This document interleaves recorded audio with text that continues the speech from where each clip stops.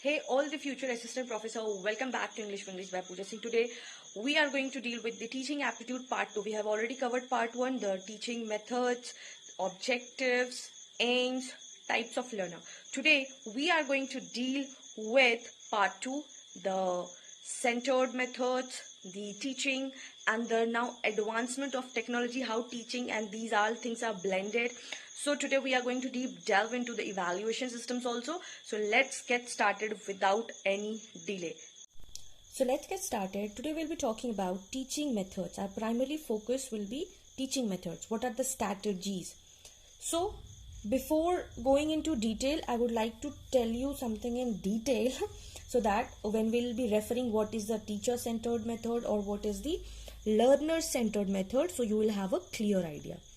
The very first I am writing teacher-centered here and here learner-centered method, M for method, and I am here writing here centered method. Okay. So the very first thing we will be discussing about teacher-centered method is that the very first example is school. जब we will be talking about कि teacher-centered method क्या होता है, तो उसका पहला example होगा school. ठीक है. इसमें क्या होता है कि इसमें जो टीचर रहता है वो एज अ इंस्ट्रक्टर वर्क करता है. हमारी टीचर हमेशा बोलती है ये पढ़ो वो पढ़ो, तुम्हें ये पढ़ना है. But when we talk about learner centred method, ये हो जाता है हमारा कॉलेज. किसी को कोई मतलब नहीं था, पढ़ना है पढ़ो, नहीं पढ़ना है मत पढ़ो, इट्स योर रिस्पॉन्सिबिलिटी. टीचर सिर्फ आपको हेल्प करता है कि हाँ इफ़ यू वांट, अगर कुछ आपको समझ में नहीं आ रहा तो यू कैन आस्क. यहाँ पे टीचर एज अ गाइड रहता है, नॉर्मल गाइड. गाइड का होता है कि अगर आपको कुछ समझ नहीं आ रहा देन ओनली ही विल अंडरस्टैंड. ये कुछ इंटरप्ट नहीं करता. ठीक है. दूसरा point for teacher centred method कि ये एक कन्वेंशनल अप्रोच होता है. ठीक है. It is a conventional approach. Why conventional approach? Because we have seen, हम लोग बच्चे से देखते हैं कि क्या होता है कि ये हमारा, हम लोग जान रहे सुबह उठना है, हमें स्कूल जाना है, टीचर हमें जो बताती है हमें वो पढ़ना है, और इसमें हम सिर्फ मेमोरी की बात करते हैं, मेमोरी लेवल का बात होता है हमारा. ठीक है. We just learn, repeat and that's it. हमें यहाँ पे कोई एनालाइज करने का जरूरत नहीं होता है. ठीक है. फिर यहाँ पे हमारा कॉलेज आ जाता है. जब कॉलेज में हम लोग जाते हैं तो वी बिकम सेल्फ डायरेक्टेड. ठीक है. हमें किसी से कुछ पूछने की जरूरत नहीं होती है. ठीक है. थर्ड में हम जब आते हैं कि ये एक आउटपुट होता है.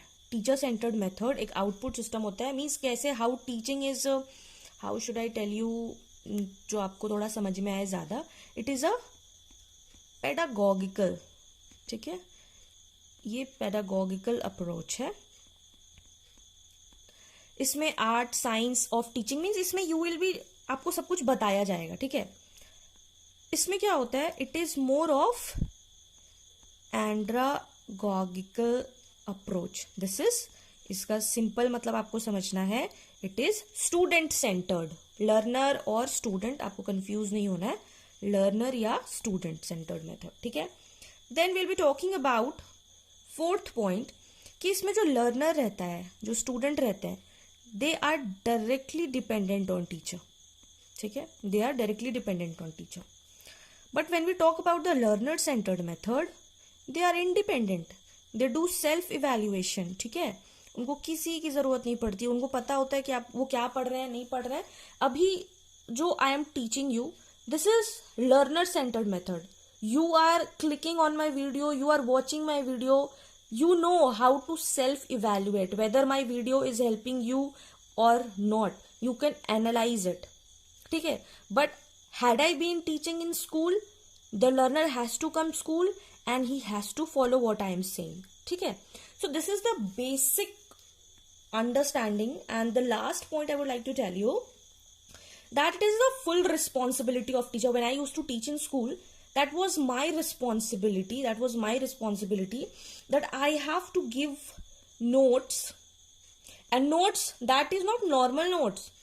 All that when I was used to study in our class in school, you know, our teachers used to just make us understand. हमें बस खाली चैप्टर पढ़ा दिया होता था और बोलते थे कि आपको क्वेश्चन आंसर खुद से, और उस टाइम तो नेट का उतना ज्यादा था नहीं, एंड जिसके पास था वो बहुत ज्यादा कॉस्टली था. When I was studying I had phone, that टिपटिपिया वाला phone, that keypad phone, but तो वो क्वेश्चन आंसर्स फाइंड करने में बहुत डिफिकल्टी होता था. ठीक है, बहुत डिफिकल्टी होता था.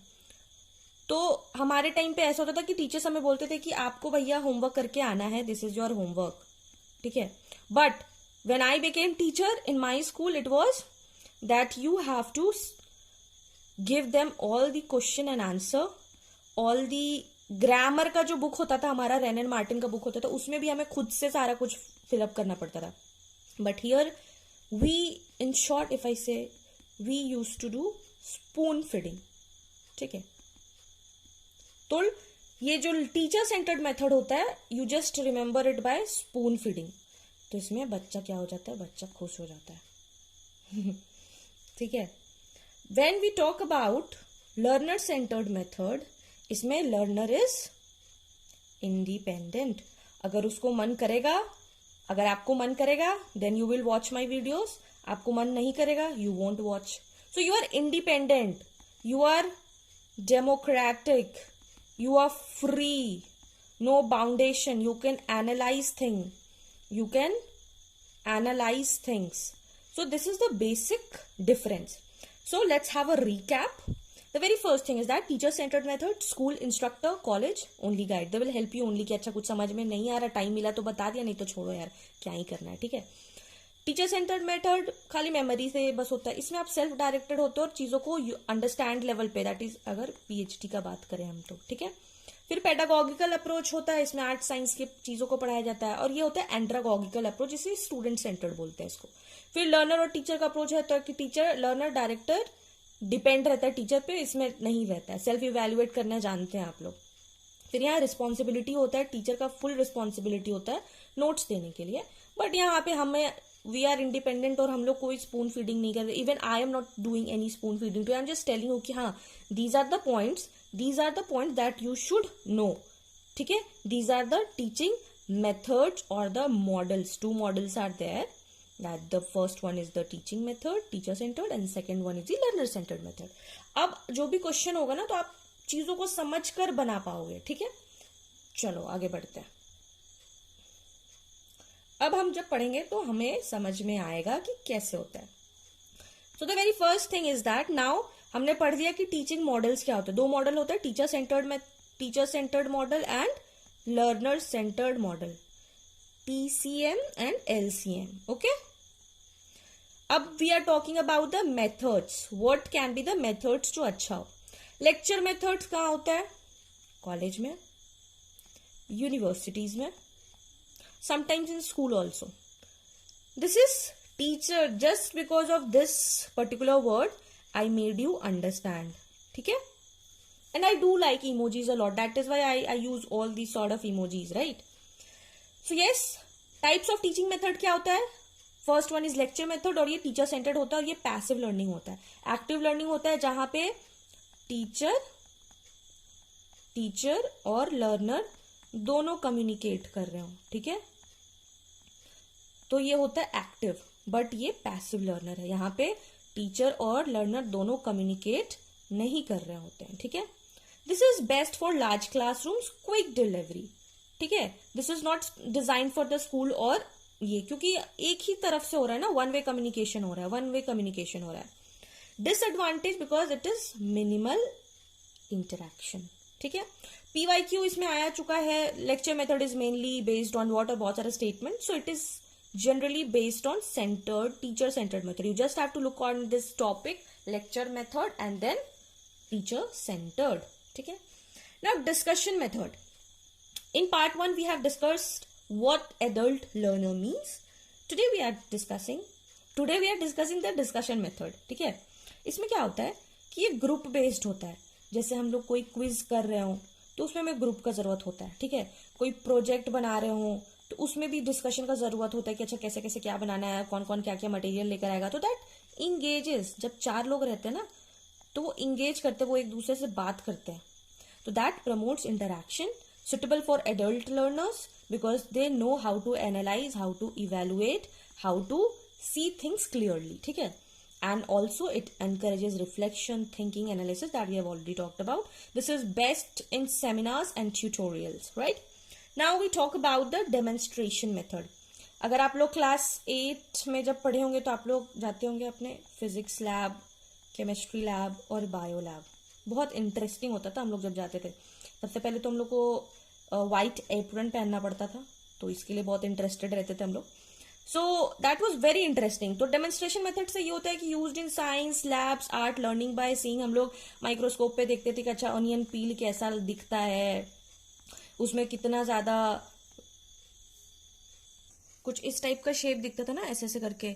यहाँ पे ये जो होता है इसको फिर हम लोग बोलते हैं सेल वॉल या फिर सेल मेम्ब्रेन, राइट.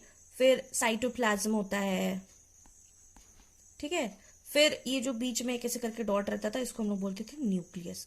तो जब हम माइक्रोस्कोप से खुद कर रहे होते हैं, देख रहे होते हैं, फिर एक और रहता था ह्यूमन चीक्स का जो रहता था सेल, उसको भी देखते थे.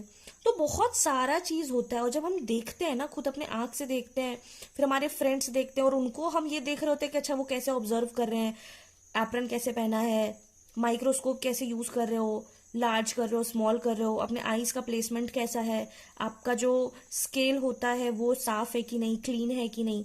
सो जब हम देख रहे होते हैं ना, देखते हुए भी हम बहुत सारा कुछ सीखते हैं. And it also combines audio plus visual, ठीक है.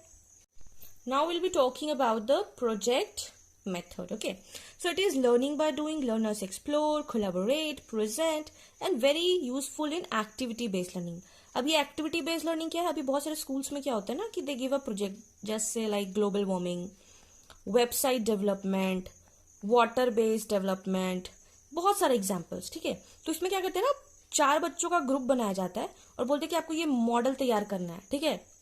फिर वो मॉडल तैयार करते हैं, तो उसमें वो चारों इंटरैक्ट कर रहे होते हैं एक दूसरे से, ठीक है. तो इससे क्या होता है, इससे बात हो रही है, प्रेजेंट होता है, and they do things and they do learn at the same time. So this is given by John Dewey and it is important. So learning by doing is the core of which method? It is by the project method, right? Now we talk about the heuristic method. Student discovers knowledge by themselves. Best for science and maths. Example, puzzle solving, exploring a phenomena. And अगर हम real life example का बात करते हैं तो suppose घर में तो सबके ग्रोसरीज आता है ना, ग्रोसरी तो सबके घर में आता है, ठीक है. तो जब हम सपोज अभी ये जुलाई चल रहा है, ठीक है, तो कोई हमसे पूछता है, ऑब्वियसली मम्मी या पापा बोलते हैं कि ग्रोसरी का क्या सामान है या फिर कैसे लेना है. तो जून में जो हमारा एस्टिमेट लेट से 3000 का ग्रोसरी आया मेरे घर में, तो इन जुलाई अगर मेरे से कोई पूछता है कि what will be the amount of July, कि आपका ग्रोसरी का कितना खर्च होगा, मेरे से मेरे हस्बैंड पूछते हैं ये कितना खर्च होगा, I will be saying approx 2.5K to 3K. तो how did I estimated? Based on my past experiences, ठीक है. और इसमें हम क्या किए हैं, हम puzzled up भी हो गए, ठीक है, क्योंकि हम अपने दिमाग पे जोर डाले. So this is all about that puzzle solving, exploring a phenomena by doing it. और जैसे आप टीचिंग में भी हो सकता है, सपोज जैसे अभी हम आपको पढ़ा रहे हैं, तो I will not tell you अभी ये जितना एग्जाम्पल दिया, एग्जाम्पल नहीं दे के आपसे पूछती, अगर मैं लाइव क्लास पे रहती, अगर लाइव सेशन में रहते हम, तो क्या बोलते, चलो आप एग्जाम्पल दो लाइव सेशन का, आप बताओ मेरे को हेरिस्टिक मॉडल का एग्जाम्पल. तो दैट वे, और ये सब बताने के बाद फिर हम ये समझाते, तो that would have been heuristic method, ठीक है. Heuristic method focus on discovery based learning. Now we move to the problem solving method.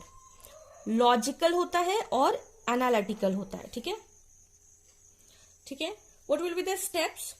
इसमें पहले प्रॉब्लम फाइंड करते हैं, फिर हाइपोथेसिस होता है, फिर हम लोग सॉल्यूशन निकालते हैं, and then we talk about the evaluation, ठीक है. Problem solving method just like we do in a research writing. Okay, so अगर if you want to know the shortcut, this is no shortcut, this is insane, this is just a random thought.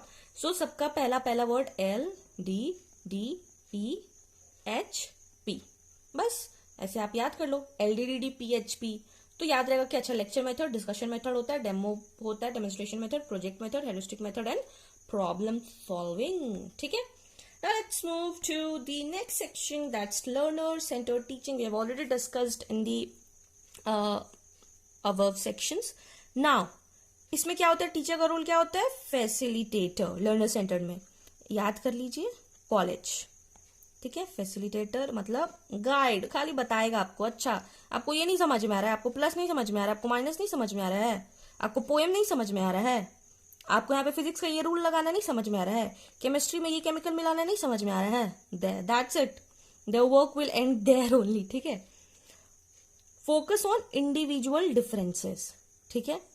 It encourages critical thinking, क्योंकि हम लोग को PhD करना होता है तो हमें अपना क्रिटिकल थिंकिंग बढ़ाना होता है। It is very interactive and feedback based. You all give me feedback in the comment section, ma'am you taught us well, और मैम ये आपने एक्सप्लेन नहीं किया, या फिर मैम आपको ये चीज और डेप्थ में एक्सप्लेन करना था, या ma'am you made us understand very nicely. तो दीज आर द फीडबैक्स जो आप हम लोग को देते हैं in comment section. So that is why this learner centred teaching is a feedback based, ठीक है। टेक्निक्स इसमें ये बोला गया है कि पीयर टीचिंग होता है, आपका कोई फ्रेंड आपको पढ़ा देता है, तो ये हो गया peer teaching. Think, pair, share, मतलब this is very common one जो फ्रेंड में हमारा होते रहता है। ग्रुप डिस्कशंस होता है कि अच्छा भैया तुमने ये टीचिंग एप्टीट्यूड पढ़ लिया मैडम का पार्ट 1, हाँ भाई मैंने तो पढ़ लिया, बड़ा इजी था। केस स्टडीज करते हैं, रोल प्ले करते हैं, ये बेसिकली इंग्लिश में होता है। केस स्टडीज तो जैसे सोशल साइंसेज में भी होता है, रोल प्ले भी हो सकता है अब सब में। So learner centred teaching encourages what, तो it encourages self learning and autonomy. आपका खुद पे बहुत ज्यादा भरोसा होता है, ठीक है। So before evaluation system in teachings, I would like to know you कि इवैल्यूएशन क्या होता है। So let's get started. सबसे पहले इवैल्यूएशन सिस्टम, ये बहुत ज्यादा जरूरी है आपको जानना। सबसे पहले होता है कि असेसमेंट, कुछ टर्म्स हैं जो कि आपको पता होना चाहिए, that is very important.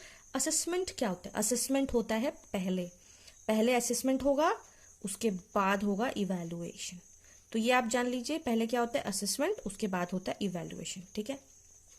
Assessment का बहुत बार ये क्वेश्चन आया हुआ है, PCAR, ये आपको याद कर लेना है। This has been asked 10 times in PYQ, ठीक है। व्हाट डज PCAR मतलब?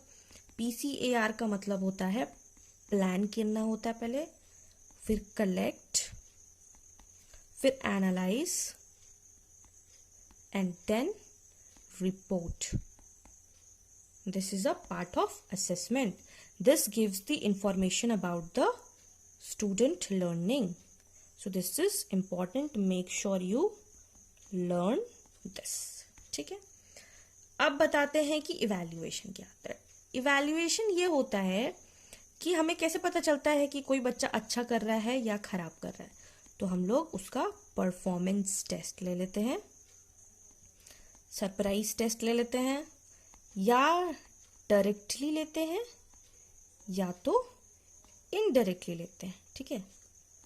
तो ये होता है परफॉर्मेंस टेस्ट के बेसिस पे हम लोग जज करते हैं, हम लोग को वैल्यू पता होता है कि स्टूडेंट का मार्क्स कितना आ रहा है, ठीक है. जब आप बच्चों को पढ़ाते हो ना, तो ऑब्जेक्ट ये बोलते हैं कि ऑब्जेक्टिव में क्या करना है, ये सारा चीज ऑब्जेक्टिव में होता है, ठीक है. Now let's understand through the diagram. Assessment पूरा लिखते हैं क्या? हाँ, परेशानी नहीं होगी ना. असेसमेंट और इवैल्यूएशन, ठीक है. असेसमेंट क्या होता है कि चलते रहता है. जैसे स्कूल्स में होता है ना FA, हमारे टाइम में यूनिट टेस्ट होता था. अभी ये फॉर्मेटिव असेसमेंट बना दिया है, हमारे टाइम पे यूनिट टेस्ट होता था भैया, ठीक है. ये चलते रहता है, हर वीक चलता है, एवरी वीक. हमारे टाइम पे 20 मार्क्स का होता था, अभी ये 10 मार्क्स का हो गया, ठीक है. कहीं कहीं इसको फॉर्मेटिव असेसमेंट बोल देते हैं, कहीं कहीं इसको और हाई फाई नाम बोल देते हैं, ठीक है. तो ये आपको समझना है, फॉर्मेटिव असेसमेंट ये है. इसमें क्या होता है कि इसमें हम लोग बच्चों को तुरंत फीडबैक दे देते हैं. अच्छा, तुम्हारा 10 में से 5 मार्क्स आया ना, नहीं पढ़ रहे हो बेटा, तुमको पिटाई लगेगी. बट जिसका 10 आउट ऑफ 10 आता है, बोले वाह बेटा तुम तो बड़ा पढ़ रहे हो, फिर वो पढ़ना छोड़ देता है, और जब उसका सेमेस्टर एग्जाम होता है या फाइनल एग्जाम होता है तो उसमें 0 मार्क्स ले आता है. तो ये असेसमेंट होता है, ठीक है. When you talk about the evaluation, evaluation क्या होता है? It provides closure. It provides closure. ये बाद में होता है। इवैल्यूएशन का मतलब ये होता है कि यहाँ पे हम एक टर्म एंड कंडीशन लगा देते कि भैया अगर आपका 55% है पीजी में, तभी आप नेट का फॉर्म भरने के लिए एलिजिबल हैं। आप फॉर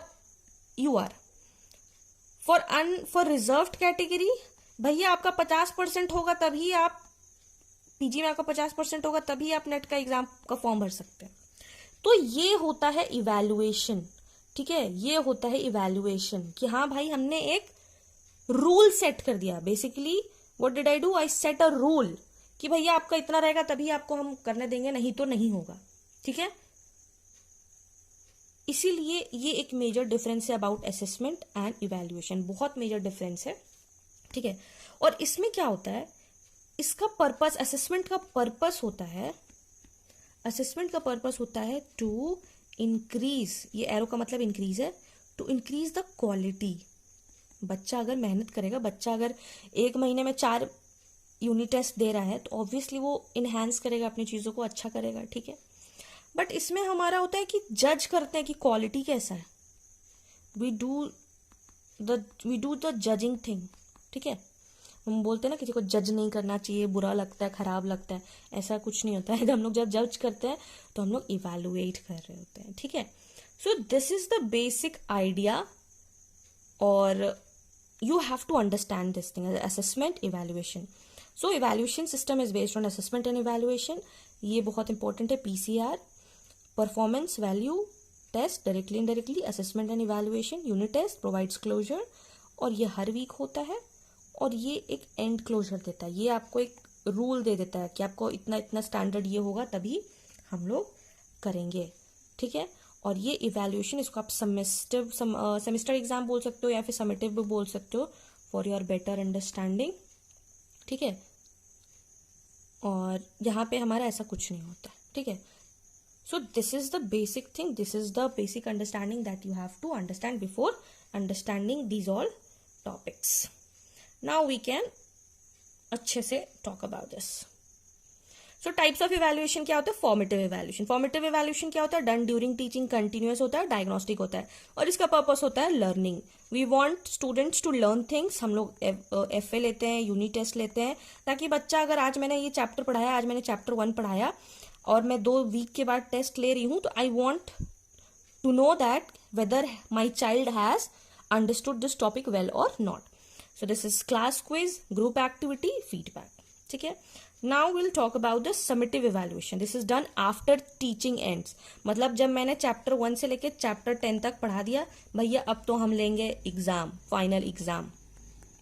अब हम लेंगे फाइनल एग्जाम। तो जब मेरा पढ़ाई खत्म हो गया, मैंने पढ़ाना खत्म कर दिया, तब हम लेते हैं एग्जाम। तो ये फाइनल एग्जाम्स, प्रोजेक्ट का स्कोर, और यहाँ पे हम लोग जज करते हैं बच्चों को, ठीक है। A+ आया तो बहुत अच्छा बच्चा है, D आ गया तो अरे घटिया बेकार बच्चा है। But you know somewhere I feel कि अगर आप सिर्फ सिंपली 1-2 क्वेश्चन सॉल्व नहीं कर पा रहे हो तो आपका पर्सनैलिटी ही खराब है, या फिर आप अच्छे नहीं। क्या हो सके जो बच्चा मैथ्स में अच्छा नहीं है वो आर्ट में बहुत अच्छा हो, या फिर जो बच्चा आर्ट में अच्छा हो वो मैथ्स में 0 हो। Anything can happen, no. So I don't think that ये जजिंग वाला चीज होना चाहिए। If I will become the member of CBSE या फिर कुछ बनेंगे बहुत बड़े, तब I will remove these all things. हमको अच्छा नहीं लगता है। तो end semester examination is example of summative evaluation, ठीक है। और अदर टाइप का भी होता है नॉर्म रेफरेंस्ड। इसमें क्या होता है, compare student to others ranking based. Suppose एक क्विज लिए हम, बोले कि अच्छा अगर जो टॉप किया 1st, 2nd, 3rd, 4th, 5th, 6th, 7th and like wise, तो उसमें रैंक बेस्ड हो जाता है, तो उसको बोलते हैं नॉर्म रेफरेंस्ड। क्राइटेरिया बेस्ड क्या होता है, compare students to learning objective. इसमें कोई रैंक नहीं होता, जस्ट मास्टरी थिंग्स, ठीक है। Criteria reference evaluation checks mastery of content and not the comparison, ठीक है। Now will talk about the assessment tools.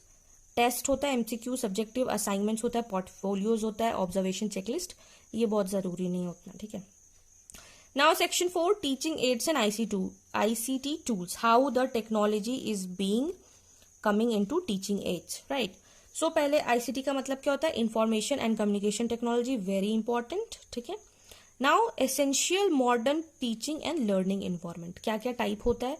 If will talk about the visual aids, तो charts होते हैं, डायग्राम्स होते हैं, मैप्स होते हैं, और अभी तो सब कुछ ये जो बड़ा सा डिजिटल बोर्ड आता है ना, सब कुछ उस पर पढ़ाया जाता है कि बच्चों भाई लो तुम टीवी देखो, टीवी देख के भी तुम पढ़ो, बट पढ़ो.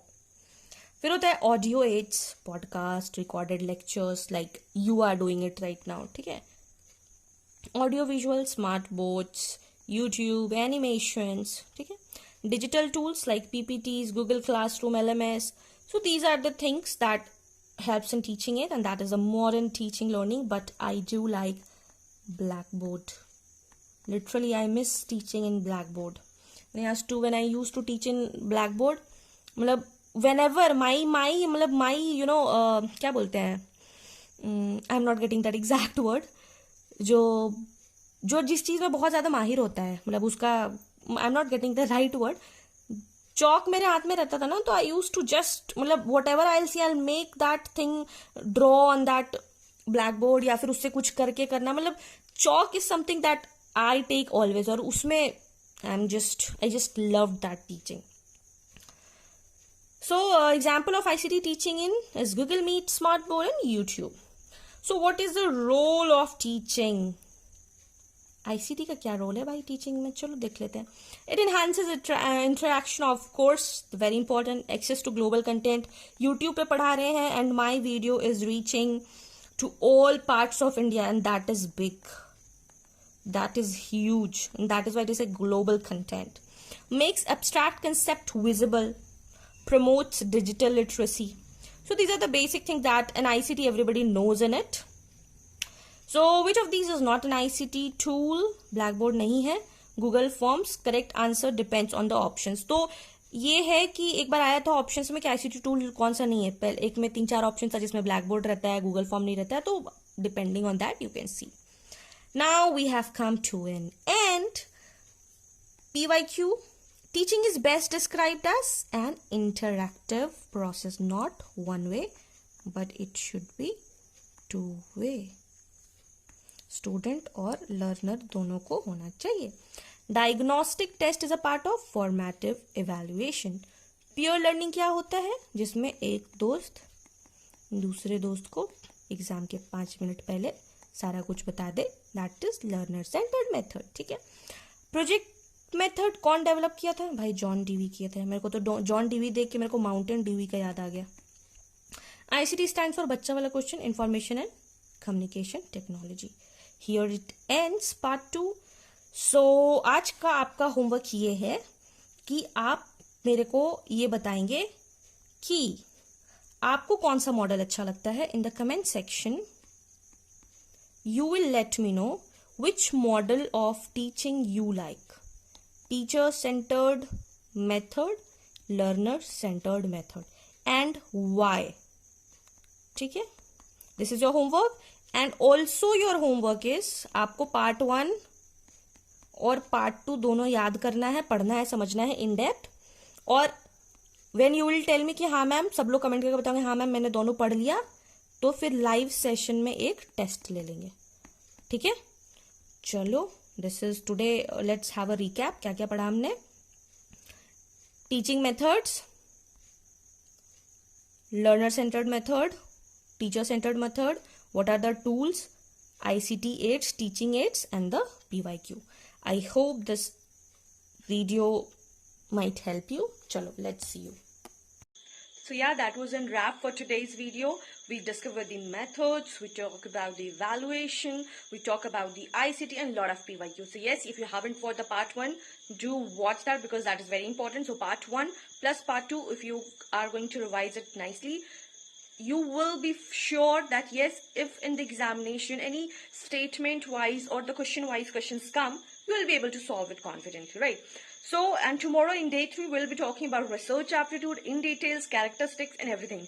And yes, if you found this video helpful, do not forget to like, share with your friends, those who are starting for UGC NET preparation for December 2025, and subscribe for more such content. Thank you. All the best. Take care.